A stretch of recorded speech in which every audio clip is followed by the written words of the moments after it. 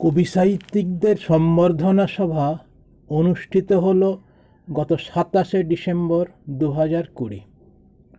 হাওড়া জেলার উলুবেড়িয়া থানার ঘটমপুরে future citizen একাডেমিতে। অনুষ্ঠানটির সার্বিক ব্যবস্থাপনায় ছিলেন একাডেমির সম্পাদক গোলাম মোস্তফা সাহেব। অনুষ্ঠানে প্রধান অতিথির পদ অলঙ্কৃত করেন প্রখ্যাত সাহিত্যিক, প্রাক্তন সাপ্তাহিক মিজান পত্রিকার সম্পাদক, গবেষক নাসির আহমদ সাহেব।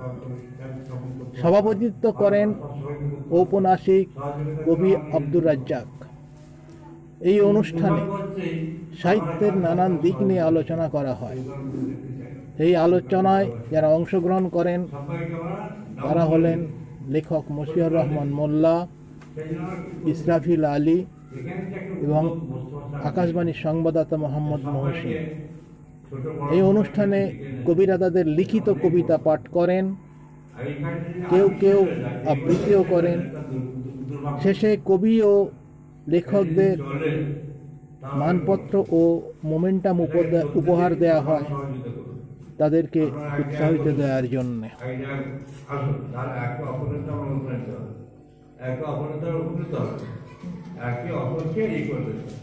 আমাদের সময় জমিদার সরকার লিখেছিল যে মুসলমানদের মধ্যে কবি সাহিত্যিক পায় না কেন? তারা নিজেদের মুজাহিদ হয়, তারা নিজেদের সৈনিক হয়, তারা ইসলামের সৈনিক হয়, তাদের কবি নেই, কাব্য নেই, সাহিত্য নেই, সেটা কী হবে? সেই জন্য মুসলমানরা কী করে? খেলা দেখছি আমাদের ওখানে তার যাত্রা, থিয়েটার, নাচ, গান যা হতো মুসলমানরা হতো। তারা মুসলমানদের আমাদের এখানে সব নাজায়জ করে দিয়েছিল। তো তারপর কী করে? ক্ষুধা আছে, তাদের সেখানে যেতে শুনে এসেছে। তো তাহলে নাজায়জ ছিল না, নাজায়জ করে রেখে তার ছোট করে দিয়েছে কি? স্বয়ং রসুল্লাহ সাল্লাল্লাহু আলাইহি ওয়াসাল্লাম কবি না, গল্পকার না, কিন্তু তিনি জাদুকর না, কিন্তু তিনি কবিদের তার ইসলামের কাজে লেগে। তার কবিরা কী করেছে? কবিরা শেখ বেদাম, ওই যে বললে ইয়েতে তাদের মধ্যে প্রিয় শুরু দেখতে দেখলো অঙ্ক হয়ে যেত, সবাই বলতো তো এরকম ফাঁকা ফাঁকা এতগুলো কাজ হয়। তো তারপর তাতে কী হয়েছে? তার দেখতে পাচ্ছেন প্রিয়া মুসলিমদেরকে সব প্রিয়া শূন্য হয়ে গেল। সব কী হয়েছে? সব তাহলে এর অপমান চলছে, লাঞ্ছিত হচ্ছে, সব দিকে দিকে তৈরি আপনারা দেখেছেন। এবং সব বর্ণনা এসব এর হয়েছে, এসব বর্ণায়ন বর্ণনা, এদের জোয়ার ছেলেদের মাধ্যমিক এসব সব লাইক করছে, সব লাইক করছে, একই হল। হ্যাঁ, তারপর মেয়ে ছেলেরা ভুলটা করলে তার নাম চিন্তা করো। আজকে সব পুরুষদের ভুলটা করতে চলো, সবাই ভুলটা করতে পারি। হ্যাঁ, আর মেয়েদের যা ভুলটা হতো কত কত ভালো হবে। তার আল্লাহ তার কী করছে? আল্লাহ তারপর নিয়ে যাচ্ছে, সবাই ভুলটা করে ছাড়বে। তোমার পুরুষ ছেলে মেয়ে ছেলে একটু আলাদা আলাদা দূরে দূরে বাসেন, আমি না দূরে দূরে একসাথে ঘুরবে, একসাথে খাবে, একসাথে ঘুরবে, একসাথে করবে, একসাথে খেলবে, সব একসাথে হচ্ছে না। একসাথে ভালো কি হয়েছে? বান্ধবটা মারার জন্য ভবিষ্যৎ বন্ধ করে। এই জন্য তারপরে নির্দেশ ছিল। কিন্তু রসুল্লাহ সাল্লাল্লাহু আলাইহি এটা প্রত্যেকেই তার রসিক লোক ছিল। রসুল্লাহ খুব রসিক লোক ছিল। একদিনের বুড়ি তার তাই বললে বুড়ি জান্নাত যাবে, বুড়ি তো কাঁদতে যাই গেল। রসুল্লাহ সাথে বলে জান্নাত যখন যাবে তখন তার বয়স হয়ে যাবে তো 33, তা বুড়ি থাকবে? তো তার দেখুন কত রসবোধা। তো তারপরে রসুল্লাহ সাল্লাল্লাহু আলাইহি ওয়াসাল্লাম তারপর তার মিষ্ট ভাষী ছিলেন, রসবোধ ছিল বলে লোক কাছে কাছে আসে। যদি কর্কশালী ছিল যদি বলা হতেন তখন হতো।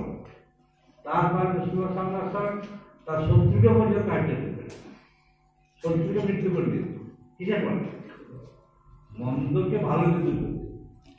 তার ক্যারেক্টার ছিল, চরিত্র ছিল। তার যে কবির কাব্যে মানুষ চরিত্র ভালো হয় তাকে তিনি পছন্দ করেন। যারা চরিত্রকে নিচু করে তার তিনি নিন্দা করেন। হিন্দুর কায়ের সরকারকে সবচেয়ে বড়।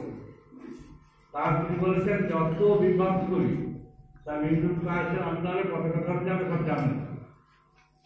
আবার সেই কবিদের মোকাবেলা করার জন্য একজন নবীভক্ত কবি যার কথা বললেন। তারপরে সেই নবীভক্ত কবিদের কাজ কি? আল্লাহ রসুলকে মেনে নিয়ে আর ইসলামকে তখন তুলে দেয়। এই যুগে এই কাজটা আল্লামা ইকবাল যতটা করেছে, এমন নজরুল ইসলাম অনেকটা করেছে, তার পরবর্তীতে গোলাম মোস্তফা করেছে, তারপরে ফজলুর রহমান করেছে। কিন্তু এই জন্য তাদেরকে যে লাঞ্ছনা অপমান করতে হয়েছে তা অকল্প। তারা নিয়ে পায়নি, ফজলুর রহমান দেশের নাকে জেলে যেতে নজরুল ইসলাম জেলে নাম ধরা দুটো মেয়ে।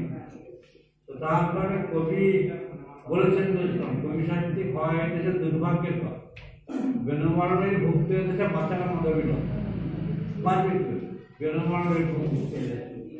তারপর তার উত্থান হয় এই পাশে বিশ্বাসিয়া এই বোঝা, হ্যাঁ, এর দুকন্যা থাক ছিল, রাজ্জাক বসে আছে, রাজ্জাকের দুকন্যা থাক ছিল, আমাদের হাসিম ছিল, তার নাটকে হাত ছিল, প্রত্যেকের মধ্যে ক্ষমতা ছিল, কিন্তু সেখানে চেষ্টা করে আমাদের দেশে যে সব দরজাওয়ালা ছিল তাদের প্রতিভা এত ভালো ছিল, তার নাম দরজাওয়ালা দরজাওয়ালা তুমি জানি। তো তারপরে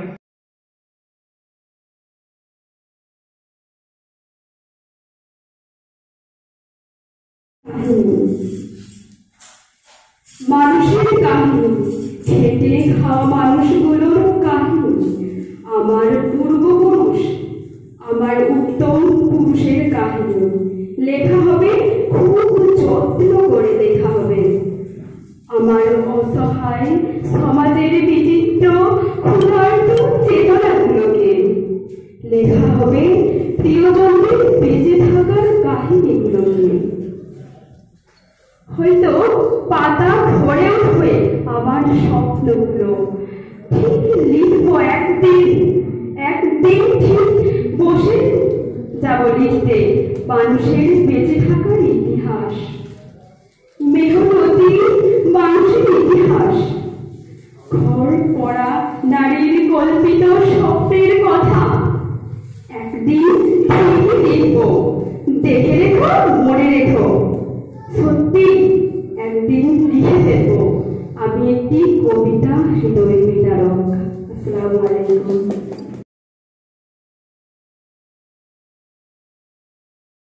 ভিডিওটি পরিবেশন করা হলো এসএল নিউজ সেন্টারের পক্ষ থেকে। ভালো লাগলে লাইক দিন এবং এসএল নিউজ সেন্টারে সাবস্ক্রাইব করুন।